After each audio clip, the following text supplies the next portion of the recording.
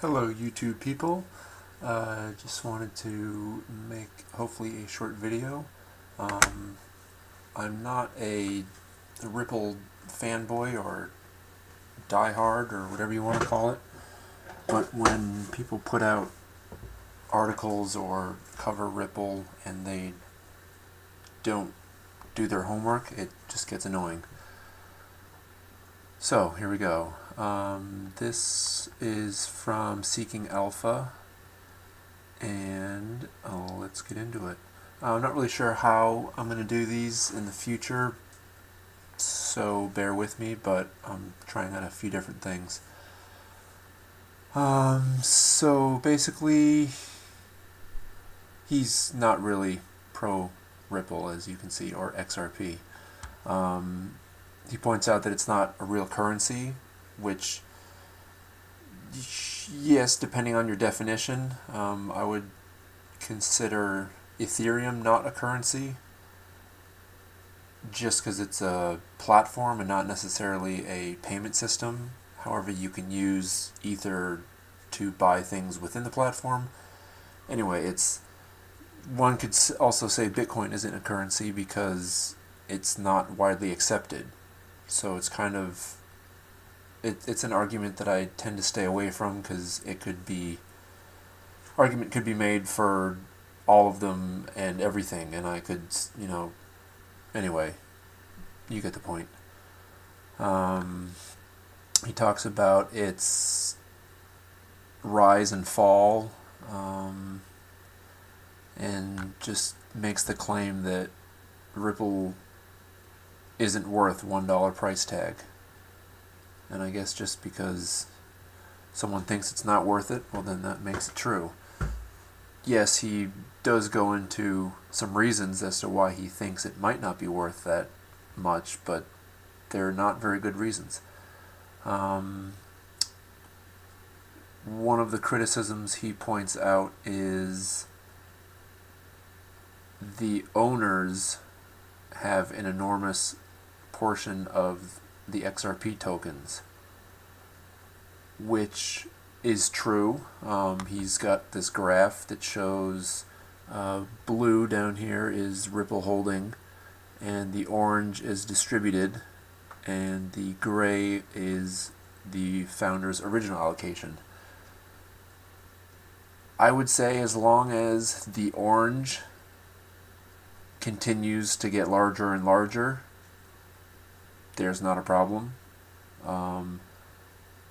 This is kind of like looking at Bitcoin before anyone knew what it was and saying, oh, it's so centralized, it's all on Satoshi's computer. No one else is doing it, so it's worthless. I could see this graph in maybe a year or two being doubled as far as the amount that's had been distributed.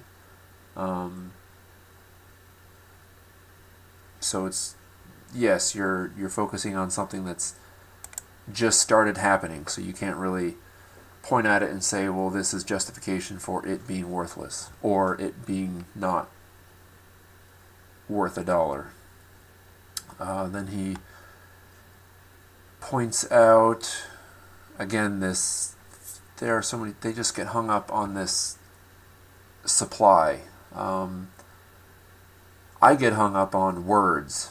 Call me wordy, call me whatever, but this word release in reference to XRP coming out of the escrow, to me, I kind of see running of the bulls, or like releasing fish into a pond or something, where you've essentially held back something and then all of a sudden you just let it all go, release the floodgates, so to speak. Ripple actually sells the XRP, and it's on average about 300 million each month. And this is over the counter through a LLC. I think it's called XRP 2, or Roman numeral 2. And they sell to financial institutions, anyone that wants to buy it. It's not a, put it on Bittrex and just sell.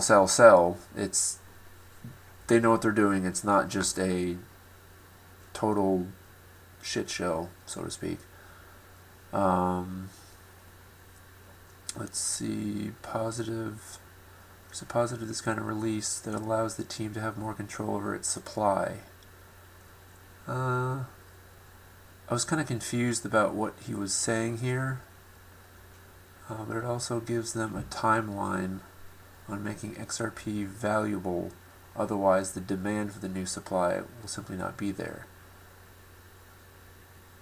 The demand, I mean, if no one, basically, if the XRP goes back into escrow, that would be no demand. So far, some people are buying it, or some financial institutions are buying it. They aren't buying all of it, but keep in mind, I think they just started this escrow service, this escrow idea, I think in May. So it's not really you can't look back at the few years they've done this and say, oh, there's no demand for this. They literally just started, so give them a minute. They'll catch up. Then he goes in to talk about Ripple not being like Bitcoin with its decentralized nodes and algorithmic mining rewards is housed under one main roof. This one main roof thing, I think he's implying the 20% one main roof or 55 billion one main roof. But either way, that kind of has nothing to do with Bitcoin's decentralized nodes. I'm not sure what he's referring to as far as one main roof. I'm assuming it's Ripple the company, and maybe the nodes under one main roof. Again, this is Ripple. They started in 2012. They haven't been around as long as Bitcoin, so give them some time. That could be what he's referring to. Here's another one of my word peeves. If you're going to write an article, or if you're going to claim to know something about something, use the right words. Yes, this is the correct word, X-current. However, it is spelled incorrectly, or it is written incorrectly. It should be lowercase x, capital C. Yes, I know, but I'm just, pointing out for me, what I look at when I read an article. If someone hasn't done that, then someone hasn't really done that much work. You could go right to the Ripple website, and from one of their drop-down menus, it has it plain as day. X current, X rapid, X via, little x, big letter, kind of hard to miss it. The next thing, he's talking about, he links to a Motley Fool article twice, actually. I'm not sure if that's his only reference to Ripple, but whatever.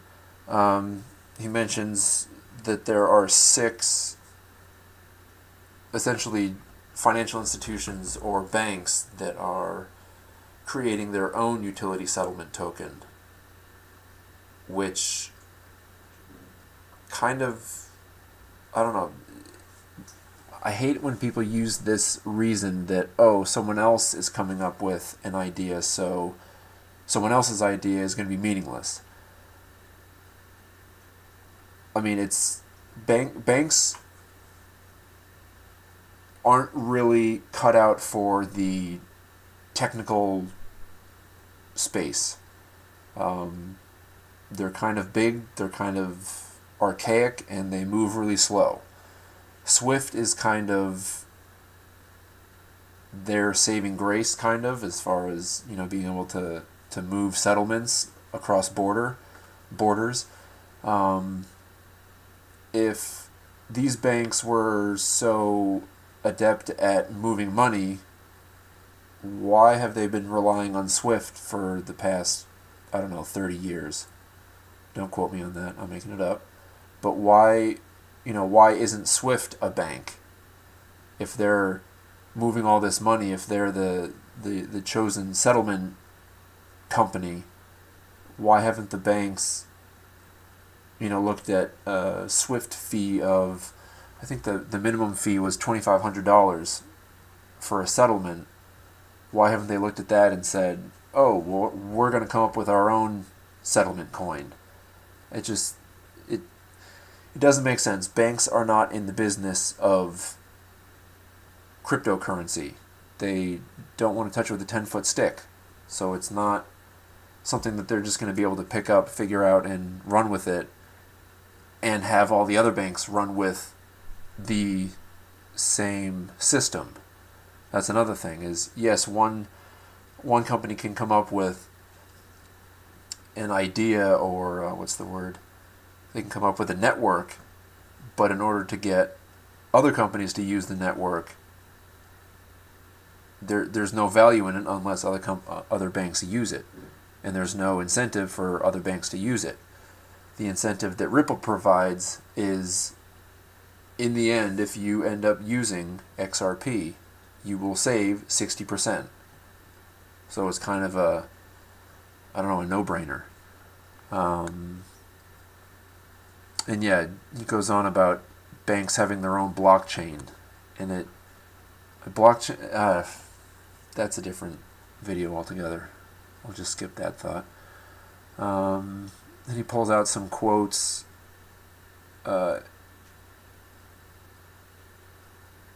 I know of no banks that are using using it, or B, would touch it in any way, as it is controlled by a SV company, and 20% of all XRP in existence were taken by the founders. There is that. Like, honestly, if you created a company and you held if you held stock in that company, is that so hard to believe? It's like, oh my gosh, they're so selfish. Or that's their idea and they should be rewarded for it. Ripple's approach with XRP has been to get it listed on a bunch of exchanges. Not really. They're trying to add value to their XRP token through gateways, maybe, and creating liquidity in the XRP market for other digital assets and currencies. Exchanges, and infer, but never explicitly say that banks are using it for settlement. It's a little soon to be bragging that banks are using it for settlement. Yes, there is Qualix Bank out in Mexico. I think they've finished testing as of now. And sure, you could say they're using it, but no, not every bank in the world is using it. So it's kind of, expecting, now that Bitcoin is, mainstream and everyone likes it, it's like everyone expects, oh, well, Ripple's not, no, all the banks aren't using Ripple, so it's crap, it's bullshit, there's nothing there, no one's using it. Well, give it 10 years, and then we'll find out. We and all the global players that I work with are not and wouldn't touch it. I'm not really sure who this person is, the we. I tend to believe a country, Japan. There's actually an interesting story about their internal, their financial plumbing, I guess you could call it, when Ripple was showing Japan basically how XRP and Ripple could further enhance their settlements, international settlements. The Japanese banks looked at it and said, well, wait a minute, couldn't we use this for internal settlements? And Ripple was like, yeah, sure, why not? So it was ironic that the Japanese financial plumbing was not very efficient, and so I think that's a primary reason as to why Japan has taken so well to Ripple domestically, and it also may be due to its treatment of Bitcoin as a legal tender. So it's interesting that Japan is kind of swallowed it hook, line, and sinker in a good way, and that they're just full-blown using it because it's better than their current system. So I'm going to have to go with the country using it and not this guy saying, oh, a bank won't use it. Well, not yet. Then there's another quote, Ripple's blockchain-based payment network doesn't need a bridge currency to work. That is true. And nearly everyone using the network has so far chosen to exchange digital IOUs instead. That is their choice. They settle the transactions later using fiat currency. Sure, you can do something, you can use Xcurrent till the cows come home. If you want to save more money, well, then you use XRapid. And I mean, I just don't get it. It's saving money. Oh, they're not using XRP now. Oh, they're not using it. They're not using it. Oh, they'll never want to use it. Well, then I guess they'll just be fine spending 60% on their transaction fees now, 30% if they only stay with Xcurrent, but oh well, I guess they'll just like spending money. This other quote, this means banks will hold XRP for the absolute minimum amount of time they can. The next sentence kind of helps me out here. And given the speed of the Ripple network, that is 4 seconds. Yes, banks will, in order to use XRP, will have to hold it for 4 seconds. With banks, the actual users of XRP not holding onto their coins, which banks won't do, XRP's market cap will decrease, and even at SWIFT levels will only result in approximately 230 million. I don't know if this individual has a clue. Banks don't hold on to their coins. It's settlement, so you buy it and you sell it. And yes, they're correct, that'll take 4 seconds. But I'm not sure what he's trying to extrapolate in this quote. I don't know, I'm not quite sure. Anyway, that's that. I guess he's shorting XRP, which I'd be curious how to do that. I'm not sure any of the exchanges that I've seen has that as an option. I will have this in the description down below, the link, and feel free to read it and let me know what you think. Have a good day.